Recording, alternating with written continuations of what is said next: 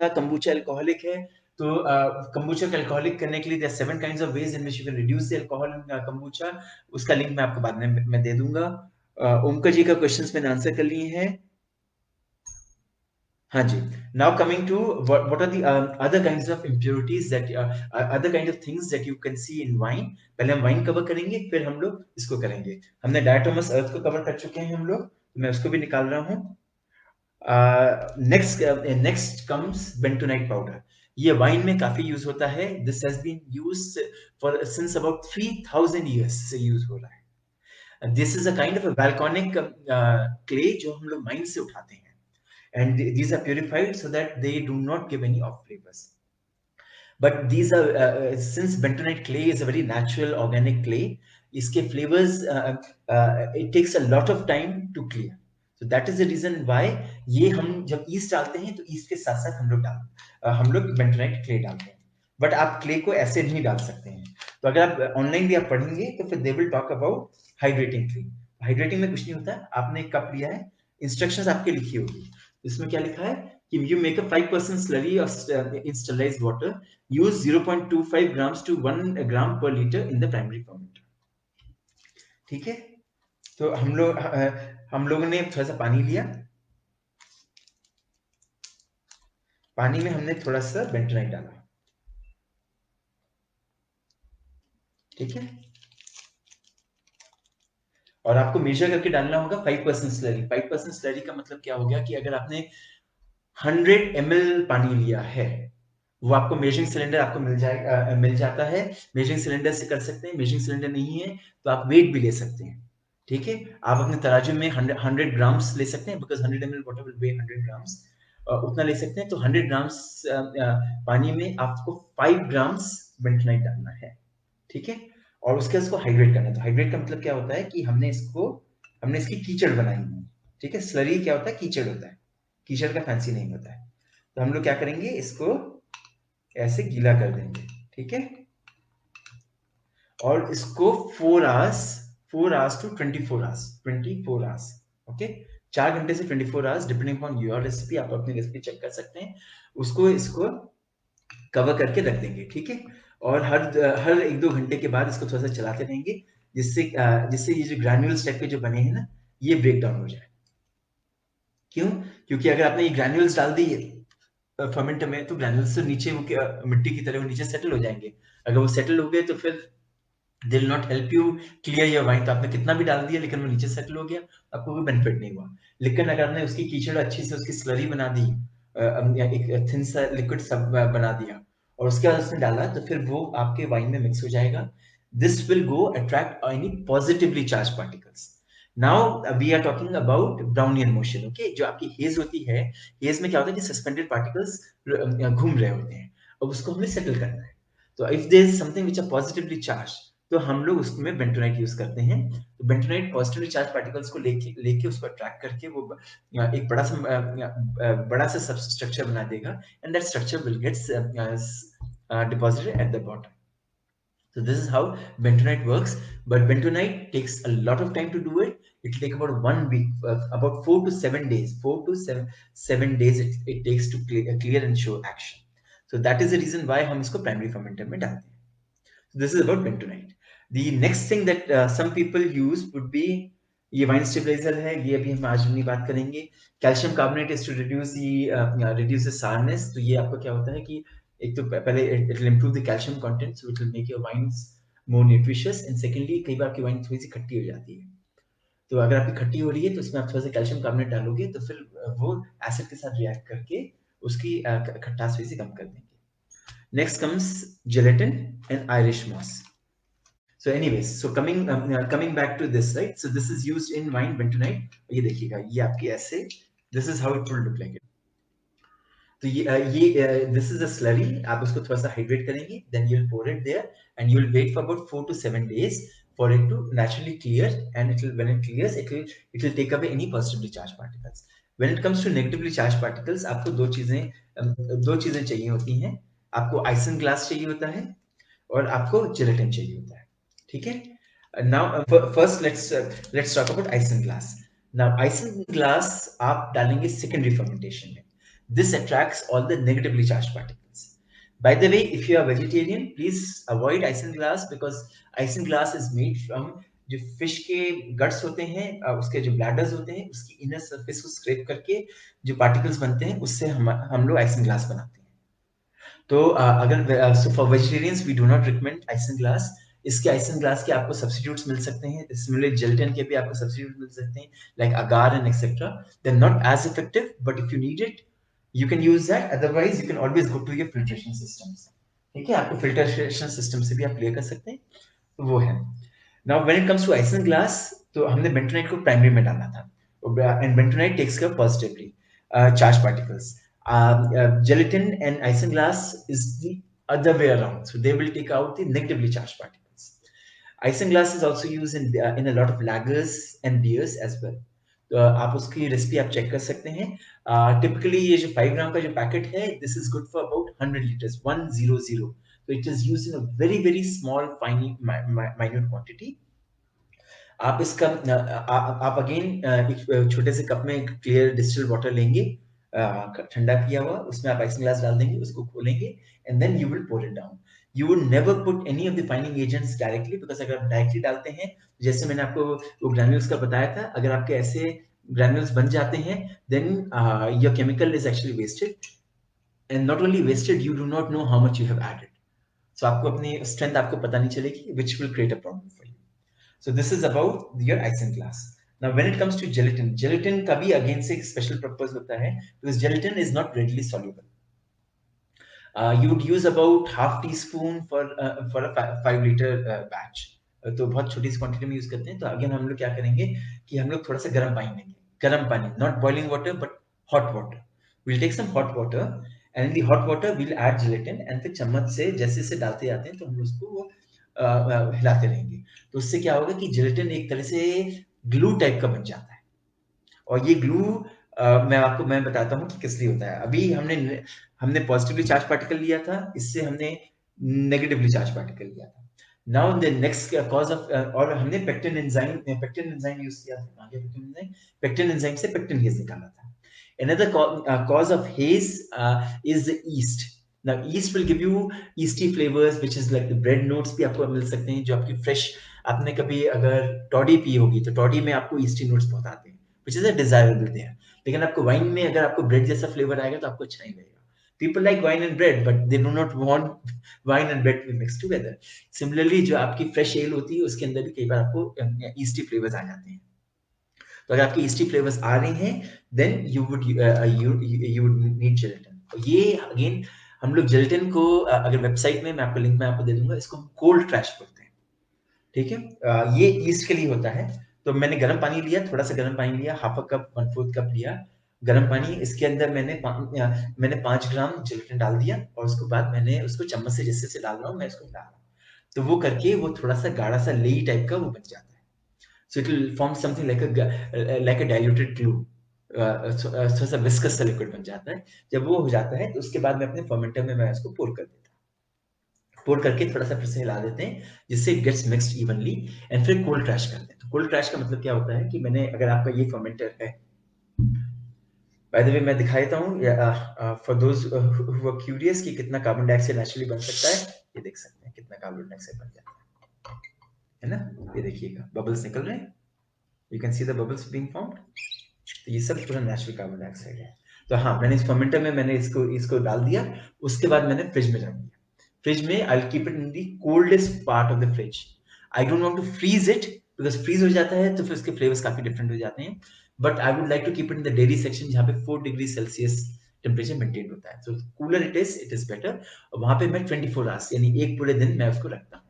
तो क्या होता है कि जब हम ठंडे में रखते हैं तो बेनिफिट ये होता है कि ठंडक के कारण से ब्राउनियन मोशन, जो पार्टिकल्स का मूवमेंट होता है, वो स्लो डाउन हो जाता है।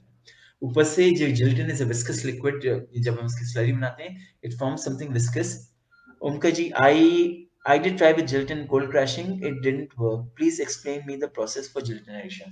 Omka ji, I will share you the link of cold crashing again. But ये है कि अभी आपने उसका लिक्विड बना लिया, स्लरी बना दी, उसके बाद आपने उसको अपने फर्मेंटर में डाल दिया, एंड उसके बाद आपने उसको फ्रिज में 24 आवर्स के लिए रख दिया।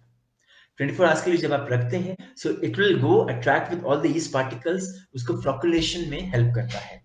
तो अगर आपने बियर में, खासकर बियर में इसको यूज किया जाता है, और वाइन में भी, फ्रेश वाइन्स में भी कभी कभी यूज करते हैं, तो बियर या वाइन में अगर आपने यूज किया है और कोल्ड क्रैश किया है, तो within 24 hours you would see that the bread notes, the yeasty notes will go away. This will, हर एक फाइनिंग एजेंट एक अपना, these are very specialized advanced chemicals, they will only work on their particular kind of a case. If you think that there is one agent which will clean everything, then no, does not exist. They will only work on a particular agent. This will work only on the yeast. तो ओमकार जी से मेरा question है, did you find a bread nose after you added gelatin? If yeah, if yes, then yeah, then you'll have to revisit your process. If the bread notes disappeared, it did not taste like bread, or toddy का जो flavors हैं वो खत्म हो गए आपके, then your gelatin worked. So this is about gelatin, ठीक है? तो हमने gelatin को भी अब साइड में कर लिया। Now comes Irish moss. Irish moss, अभी तक जो भी केमिकल्स यूज किए थे वो हमने फर्मेंटर में डाले थे, but Irish moss is a kettle fining agent, and this is used exclusively for beer, and in very few recipes it is also used for mead. Mead means Honey से जो हम वाइन बनाते हैं उसमें यूज करते हैं। एंड इसकी भी अगेन क्वांटिटी हम लोग 20 लीटर के पैकेट, 20 लीटर में करीबन हाफ अ ग्राम डालते हैं, तो हम लोग बहुत ही छोटी सी क्वांटिटी में डालते हैं। तो ये 5 ग्राम का पैकेट है, और हमें हाफ अ ग्राम 20 लीटर में डालना है, हाफ टू 1 ग्राम भी डाल सकते हैं। और ये जब हम लोग गर्म करते हैं ना, हीट करते हैं, तो उसमें हम लोग उस टाइम पे डाल देते हैं। तो जब हम लोग इसको डाल के जब हम गर्म करते हैं, तो ये क्या करता है कि प्रोटीन्स को, क्योंकि हम लोग ग्रेन से कुछ भी अगर हम लोग बनाते हैं, beer has a lot of proteins in it because the grains has the proteins like that. So this will go attract any of the proteins, and this will remove the protein haze. Similarly, meats में, so Honey की जो हनी से जो भी बनती है वो काफी हेजी होती है, तो उसका भी जब हमें हेज निकालना होता है, तो उसके में भी हम लोग थोड़ा सा आयरिश मॉस डालते हैं। तो आप अपने उसमें हाफ अ ग्राम 1 ग्राम डाल दीजिए, बहुत ज्यादा नहीं डालना होता है, उतना डाल के आप अपना हेज को निकाल सकते हैं। And you have to heat it after adding it, so when you heat it then it will go attract with all the proteins, and it will coagulate all the proteins away. By coagulation it will make it little bit more clear. इसके अलावा बहुत सारे होते हैं, पीवीपीपी होते हैं, कुछ chemicals भी होते हैं, सिलिका सॉल्ट भी होता है जो यूज करते हैं। They are better suited for industrial purposes, for home purposes we try to give you things which come in powder format. The reason why we want to give you some things which come in powder format, because it is easier for you to store, it is easier for us to transport, इनकी shelf life भी ज्यादा होती है, so as a hobby you can buy it, and over the course of a year and a half you can use it. अगर आप कोई liquid लेंगे तो आपको with in 1 month maximum 6 months में आपको यूज करके कंज्यूम करके खत्म करना पड़ता है।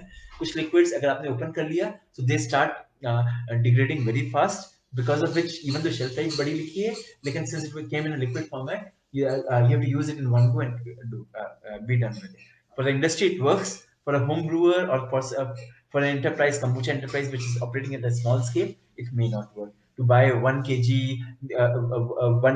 of a fining agent, and then you find out that in 1 liter you need to use a fraction of a gram there. So I don't know how much beer or kombucha you need to make, or wine you need to make to consume the entire packet, and it will mostly likely go waste. So this is about Irish moss. Now next comes as a fining agent. It's not technically a fining agent, but it is used as a clearing agent. So कई बार क्या होता है कि आपको एक rotten egg की smell आती है, which is called a sulfur smell. अगर आपको अपनी wine में sulfur smell आती है, then you would use copper sulfate, and this is a food grade copper sulfate. You have to be very careful about copper sulfate because it can introduce copper toxicity. Even though हमारे वेदास में कहा जाता है कि भाई copper के तांबे के उसमें खाना चाहिए, but copper toxicity in the modern day is considered something serious, and that is the reason why copper is being slowly phased out. So we would use in a very sparing quantity. आप अपनी recipe पे जाके online check कर लीजिएगा, and you have to use this only. हम लोग 2 gram का packet देते हैं, and this 2 gram packet is good for about 200 liters. 200 liters. You have to use it very sparingly. You have to create this into a solution and then use few drops of it in this. और कभी भी कोई भी fining agent को test करना है, you would take a small glass and of a hazy thing, उसमें आप अपना फाइंडिंग एजेंट डाल के उसमें आप टेस्ट कर लीजिएगा, keep it for 24 hours, see if it has improved और not. If it has improved, then only you go for the big fermenter. Don't use excessively finding agents. Using them too much is bad because then you may lose some of the flavors and aromas that you wanted to have. If you use them too little, it is bad for you because then your end product will not be clear, and if it's not clear, then you cannot put a nice Instagram picture on that. So yeah. So this is about this. Now, since we were talking about filtration systems, now filtration systems में कई बार उसको we do not recommend you to use pumps. हम लोग pump की जगह हम लोग recommend करते हैं कि आप एयर प्रेशर यूज करिए. एयर प्रेशर से एडवांटेज ये रहता है कि they are less and less moving parts. Now, अगर आपने एयर प्रेशर से अपना प्रेशर किया तो you use something like a keg. Cake is a pressure vessel. उसके इनलेट में आपने प्रेशर डाला तो उस प्रेशर से क्या होगा कि आउटलेट के थ्रू आपका लिक्विड जाएगा अंडर द प्रेशर. तो आपका ना कोई पंप हुआ ना कोई मूविंग पार्ट हुआ. It will make it very easy for you to clean. It will make it very easy to maintain your equipment. अगर आपने पंप यूज कर लिया and a lot of these companies will try to sell you the pump because that's the only thing that they have. आपको आप realise करोगे या तो continuously आपको पंप ऑपरेट करना होगा which happens in the industry. अगर आपने इंडस्ट्री की तरह नहीं हो, कंटिन्यूसली ऑपरेट नहीं कर रहे हो, देन द पंप के अंदर ऑर्गेनिक मटेरियल जो भी रेजिड्यू ऑफ योर लिक्विड जो छूट गया है, it will start making it sticky because आपके लिक्विड में थोड़ा सा भी शुगर कंटेंट होगा तो स्टिकी हो जाता है. बियर अगर आपने कभी देखी हो स्पिल कर जाती है, if you didn't clean it the same night, आप सुबह क्लीन करना चाहोगे, it becomes like a sticky तारी सब्सटेंस. तो वो आपके उसमें डिपॉजिट होके it will make it sticky. It will be an attraction for all the germs and bacteria which can introduce some of flavors. It can introduce contaminations. अगर आपने air pressure के through आपका pump use operate कर रहे हैं, then we recommend you कि जो आपकी एयर लाइन है उसमें आपको HEPA फिल्टर लगाना होगा. ओके, ये 100-150 रुपए की चीज है, बड़ी सस्ती सी चीज है. ये आपके यहाँ पे दोनों एंड पे आपके पाइप के साथ लग जाती है. ये पाइप है ना, आपकी जो पाइप्स आएंगी, ये पाइप पे ऐसे यूं करके आप इसको फिट कर सकते हैं. तो ऐसे होता है. तो दोनों पे फिट कर दिया आपने. इसमें तो जब आप इसको फिट करते हैं तो इसमें 0.2, तो आपके जो आपका वाइन फिल्टर था वो 1 माइक्रोन का फिल्टर था, जिसमें 0.2 यानी this is 5 times more फाइनर.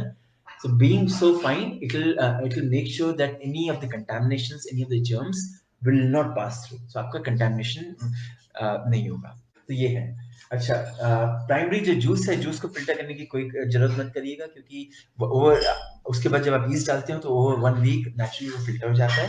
But when it comes to large particles, it is always better कि आप किसी बैग में, या तो बड़े इस बैग में, छोटा कर रहे हो तो सॉक्स में आप डाल के रख लीजिएगा. इसमें एडवांटेज ये रहेगा कि आपका पल्प जो स्किन होता है, ग्रेप का स्किन, खासकर ब्लैक ग्रेप्स का या बैंगलोर ब्लू से स्किन का जो पल्प होता है, that has all the colours. तो आपको if you want a deep red colour wine which most of the Indians like, तो उसमें you need to maximise your skin contact. लेकिन अगर स्किन आपका फ्लोट कर रहा है, then the chances are that skin के अंदर फंगस और मोल्ड आ जाता है. तो आपको स्किन को वे डाउन कर सकते हैं. तो वे डाउन करने के लिए बेस्ट है आपने इसके अंदर बैग के अंदर रखा, और बैग के साथ साथ आपने कुछ 1-2 ग्लास के आइटम्स, कोई ग्लास का वेट डाल दिया. अगर कोई बड़े कुछ नहीं डालने तो कंचे आपको मिल जाते हैं, मार्बल्स जो होते हैं ना, जो बच्चे के साथ जो कंचे खेलते थे हम लोग बचपन में, तो वो थोड़े से आप मार्बल्स लेके उसको डाल सकते हैं. Marbles will way your bag down and it will settle in the bottom of your fermenter. तो उसके कारण से क्या होगा कि आपका कलर तो निकलता रहेगा स्किन से, और बाद में जब निकल जाएगा तो आप इसको सीधा ये बैग को लेके निचोड़ के आप निकाल सकते हैं. तो आप निचार कर रहे हैं, it will make your life very easy. When you are making things at home or at a very small scale, it is always good to do things which will save you time and effort. Karuna's question that do I need to mix in hot water? Well, you need to use sterilized water. Whether you use hot water or cold water, it does not matter. आपको बस उसको 4 hours to 24 hours को hydrate करना है. Hydrate करने से क्या होता है कि इसका फ्लफीनेस इंप्रूव हो जाता है, इसके पार्टिकल्स जो क्लॉग हो जाते हैं वो सारे डिसइंटीग्रेट हो जाते हैं. It will make your wine clear very fast. So you have to use sterilized water, but it does not matter whether you use hot water or clean water. Just हर एक घंटे में इसको थोड़ा सा चला दीजिएगा, जिससे ये सेटल ना हो, इसके लम्स ना बने. अगर लम्स कुछ बन रहे हैं तो उसको सरफेस के साथ इसको रब करके आप उसको तोड़ सकते हैं. So I hope, Karuna, I've answered your question on that. Uh, should I use filter for beer making? Yes, Venkat, you can use your filter for beer, wine, kombucha, anything.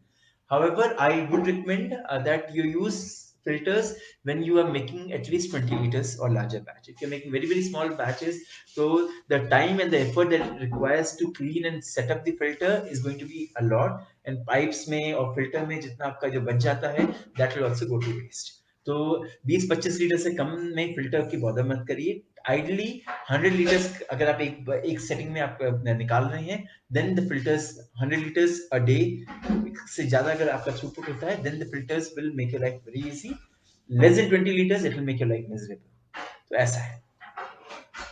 But if you're making for demonstrations or trial or for funding, then whether you're making 1 liter or 10 liters, you would have to use the entire process, so that the beverage that you are sending out for market studies, to get your investors, to get your funding, that is as close to the final beer that you want to sell as much as possible. I hope, Venkat, I answered your question. There is a white film which keeps on forming in your wine during raking. What to do? Now, the white film के दो reasons होते हैं. So one of the primary reasons is उसको पेसिले बोलते हैं, which is because if any amount of oxidation that is happening, तो उससे क्या होता है कि as a protective layer, yeast will form a kind of a layer जो स्कूबी की तरह एक पतली सी layer बना देती है. अगर वो बन रही है, that is a sign that आपका कहीं पे oxidation हो रहा है. So you'll have to go use a proper fermenter. मैं आपको एक दिखा देता हूँ, one of the fermenters that we use. हाँ जी, so this is a 30-liter flat bottom fermenter that is there in the store. आपको इतना बड़ा भी नहीं चाहिए. अगर आप छोटे बैचेस बना रहे हैं तो आपको एक कांच की बोतल भी यूज कर सकते हैं, but you just have to make sure that there is no oxidation that is happening. Everything is airtight. So this is one of the reasons why the white film gets formed. The second reason, and which is a more dangerous reason why the white film gets formed, is sometimes because of mold. अगर आपने Camden use किया है और आपने अपने सारे equipments को sterilise किया है, तो मोल्ड के चांसेस बहुत कम है. If you have punch the hole, which means every day morning आपने जो टॉप में जो फ्लोटिंग चीज है उसको आपने एक बार स्टर कर दिया है, तो आपके ऑक्सीडेशन नहीं होता है, आपका मोल्ड नहीं फॉर्म होता है. But it's still getting form. Then आप चेक कर सकते हैं ऑनलाइन में, आपको पिक्चर्स मिल जाती हैं डिफरेंट काइंड्स ऑफ मोल्ड. तो अगर आपका ब्लैक कलर की फिल्म बन रही है, ग्रीन फिल्म बन रही है, या ब्लू फिल्म बन रही है, then these are definitely signs of mold. अगर white बन रही है, then most likely it is because of oxidation, but just check it online. आपको सब तरह की pictures, all different kinds of molds की pictures मिल जाएंगी, अरिस्टम पे भी pictures मिल जाएंगी. Just check with those pictures, cross reference it, make sure that the wine that you are making is safe. Venkat का कुछ और क्वेश्चन आया, what is the major difference between lager and ale beer. Venkat ji, मैं आपको इसका link मैं आपको भेज देता हूँ, बिकॉज आज की class is on filtration and clearing. ये हमने काफी डिटेल में हमने लैगरिंग एट होम पूरा का एक पूरा प्रोसेस है aristom.com में, हम वो उसमें आपको मिल जाएगा. Previously, I did a 15-liter batch successfully. Congratulations, Venkat ji. Yes, a lot of people have been making wines and beers. It is a very historical thing. हमारे tradition में भी काफी है. And I'm glad that you have been able to make it successfully. I would recommend you कि अगर आप आप थोड़ा सा sample कराइए, कुछ investors को दिखाइए, and maybe later on you could open up a microbrewery of your own. Please feel free to write to brew, BREW, brew @aristam.com, ARISHTAM, aristam.com. इस पे आप अपना email लिख दीजिए. With questions and with pictures, we would try to answer your questions as much as possible. Thank you all for joining on a Saturday. It was a pleasure talking to you. Thank you. Bye bye.